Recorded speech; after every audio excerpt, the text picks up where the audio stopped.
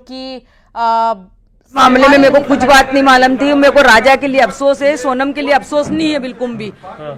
सोनम के लिए अफसोस नहीं है। मेरे को ऐसा मालूम होता तो मैं राजा भैया से कभी शादी नहीं करवाता।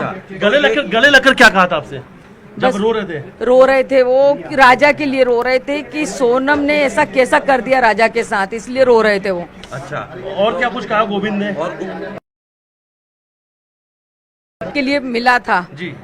और है ना, मैंने उससे पूछा कि सोनम तेरा इसमें हाथ है क्या, तो उसने मम्मी पलट गई, बोलती कि मेरा हाथ नहीं है, वो 3 लड़के ने मारा और मेरे को बेहोश किया गया था। फिर गोविंद भैया ने बोला कि तू बोल या मत बोल, वो तीनों लड़के ने भी उगल दिया और वो राज पुष्पा ने भी उगल दिया, इसमें तू टॉयलेट है।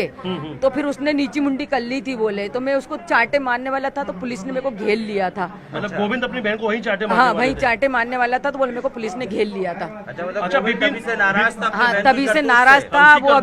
अभी तक घर नहीं गया। वो कल का आया, इंदौर में रुका, मगर अभी घर नहीं गया। बोले मम्मी सीधा मैं तुमसे मिलने आया यहाँ पे। और गोविंद के लिए तो आप लोगों ने कहा था कि गोविंद पे आप लोगों को एक भी शक नहीं है कि कभी गोविंद पे कोई शक नहीं है। अच्छा, आप गोविंद को माफ करेंगे आप लोग? हाँ, मैंने गोविंद को माफ कर दिया। गोविंद को माफ कर दिया और अब गोविंद और आप सभी लोग मिलकर सोनम को सजा दिलाएंगे? सजा दिलवाएंगे। अच्छा, एक चीज और है कि गोविंद ये कहा कि जैसी बात हुई सोनम से, उसने फोन लगाकर विपिन को ये बात कही कि ये माने या ना माने वो हत्याधीन है। ये बात कही थी। विपिन भैया को तुरंत ही पूछा उनने कि मेरे को इसकी बातों से पता चल गया कि इसने हत्या क्यों, क्योंकि मेरी बहन में से निगाह नहीं मिला पा रही थी, क्योंकि बचपन से उनने उसको देखा था गोविंद भैया ने। तो जो वो बात पहले करती थी वो सी बात नहीं करी। जैसे मैंने बोला कि तूने राजा के मर्डर में तो शामिल है, तो पहले तो वो बदल गई कि मैं शामिल नहीं हूँ, और बाद में बोलती कि भैया ने बोला कि वो 3 लड़के जो मर्डर करा वो और वो राज पुष्पा, तो बोले वो एकदम से बोले Yes, after a few days and all that. Sir, yes. What is the main purpose? क्या अभी तक सोनम की ओर से कुछ ऐसा बताया गया है? तो पूछताछ में तो जिस तरह से कहा जा रहा है कि उनकी मम्मी का CBI है, इंक्वायरी करना है, या तो सीन क्रिएट किया गया, बाहर के लोग इन्वॉल्वमेंट है, तो व्हाट इज द अभी तक क्या आप लोगों के पास इन्फॉर्मेशन है जो कि एक्चुअली रियली मतलब इस केस को लेके है? What's the real facts? Okay. I could follow your question. Yeah, what's the real actual facts about this case investigation of the any accused they can confirm, or any clue you can get for this investigation and this accused? Sir? No, like in the beginning we had after the second we cobbled up whatever evidence we had, and we which directed us to the accused.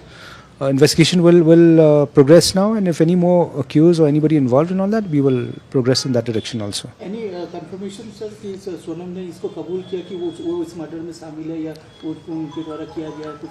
That we will confirm after a few days. It's not confirmed yet. No, we have adequate evidence of her involvement, but regarding the whole picture of how much is her involvement, what is her involvement, what did she do, those will come after a few days. Yes. Okay. Please.